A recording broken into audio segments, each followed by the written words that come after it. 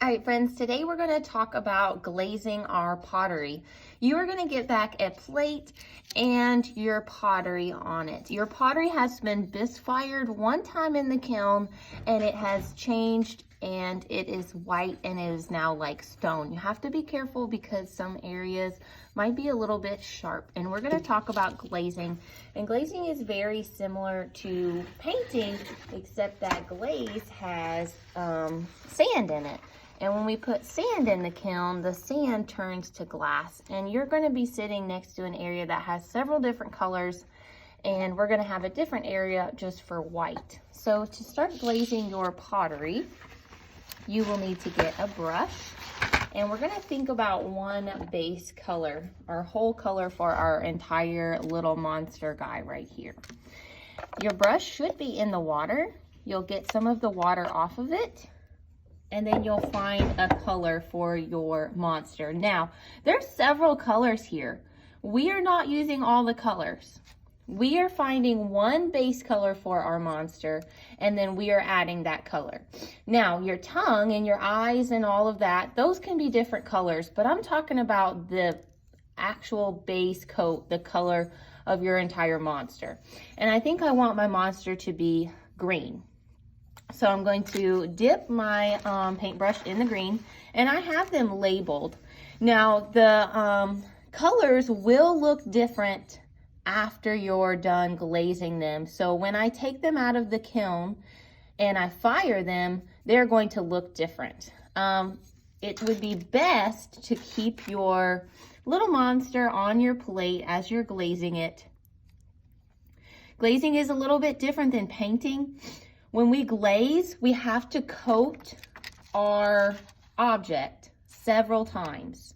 So I can't just paint my monster green all over one time. I have to do it 2 or 3 times in order for that color to really stand out and pop. So I'm just carefully dipping it in the green. You don't want your paint to drip, so you may have to wipe it on the lip of your cup, because if it drips, it could drip into the other colors, and when it does that, it contaminates them. All right, one thing that we're not going to glaze, we are not glazing the bottom of our pieces. Where your name is or where your piece touches the flat plate, we are not glazing that. You can glaze anything else, but we are not glazing the bottom. You can glaze the edge, so right here, right along the edge, that's perfect. But anywhere where you think that it is going to touch the bottom, we are not adding glaze there.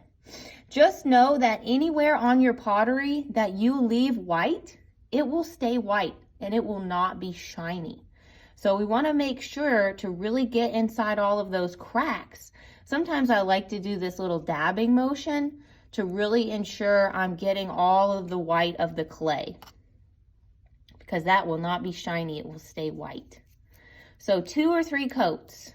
So I've just coated my entire monster one time, and as you can see, it's already starting to dry a little bit, starting to turn a little bit lighter. Now I need to go over it again. This will be my second coat. Go over everything again. Once you've gone over your base color 2 times, which means you've covered the entire thing except the bottom 2 times, then you can change your color and get like more detail color.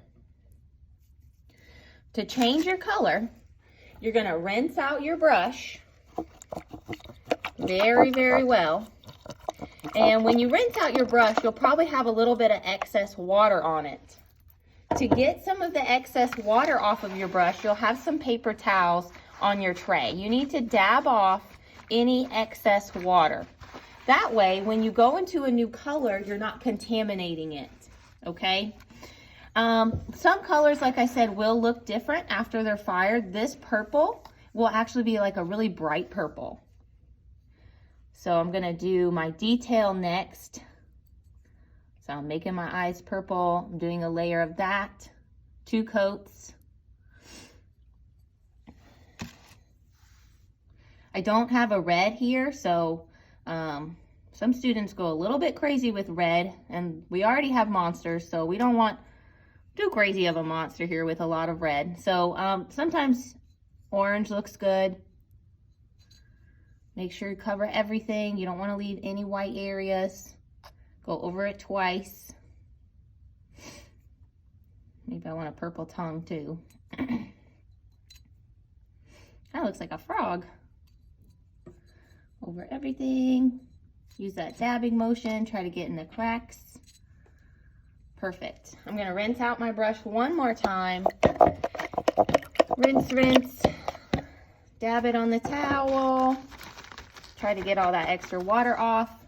Now, black, you don't need much of it. As you can see, I'm barely dipping my brush in there. And I'm going to add just a tiny little bit of detail at the very end.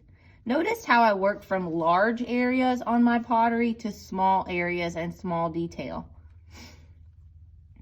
And people do this all the time. I mean, when people build a house, they work with the frame and the foundation first, and then they might paint and lay carpet last.